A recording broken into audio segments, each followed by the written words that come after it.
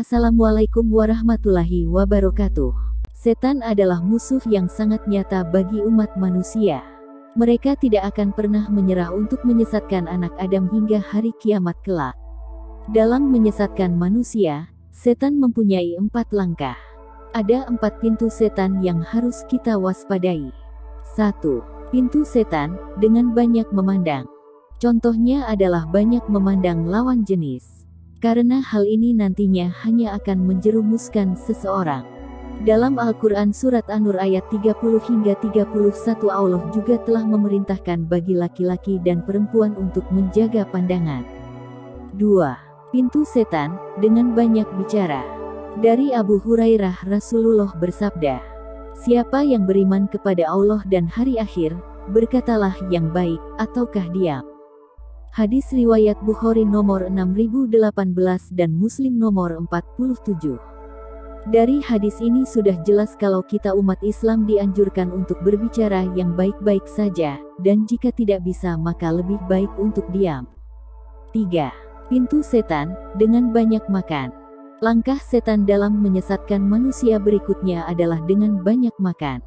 Dari Al-Mikdam bin Madi Karib, ia berkata bahwa ia mendengar Rasulullah bersabda, "Tidak ada tempat yang lebih jelek daripada memenuhi perut keturunan Adam.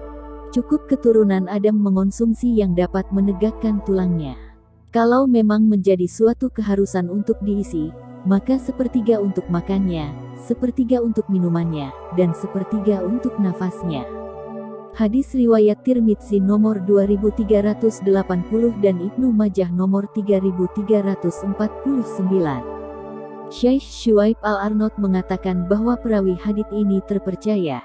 Ibnu Rayab juga mengatakan, manfaat dari sedikit makan bagi baiknya hati adalah hati akan semakin lembut, pemahaman semakin mantap, jiwa semakin tenang, hawa nafsu jelek tertahan, dan marah semakin terkendali. Hal ini berbeda dengan kondisi seseorang yang banyak makan. Hal ini tercatat di Jami Al-Ulum wa Al-Hikam jilid 2 nomor 469. 4. Pintu setan, dengan banyak bergaul. Ternyata terlalu banyak bergaul tanpa menyeleksi juga bisa menjerumuskan manusia ke dalam tipu daya setan. Dari Abu Hurairah Rasulullah bersabda, "Seseorang akan mencocoki kebiasaan teman karibnya. Oleh karenanya, perhatikanlah siapa yang akan menjadi teman karib kalian." Hadis riwayat Abu Daud nomor 4833, Tirmidzi nomor 2378. Al-Hafiz Abu Tahir mengatakan bahwa sanad hadits ini sahih. Adapun bergaul ada beberapa bentuk menurut Ibnul Qayyim dalam Badai Al-Fawaid. Bentuk pertama, bergaul seperti orang yang membutuhkan makanan, terus dibutuhkan setiap waktu, contohnya adalah bergaul dengan para ulama. Bentuk kedua, bergaul seperti orang yang membutuhkan obat, dibutuhkan ketika sakit saja, contohnya adalah bentuk muamalat, kerjasama, berdiskusi, atau berobat saat sakit. Bentuk ketiga, bergaul yang malah mendapatkan penyakit.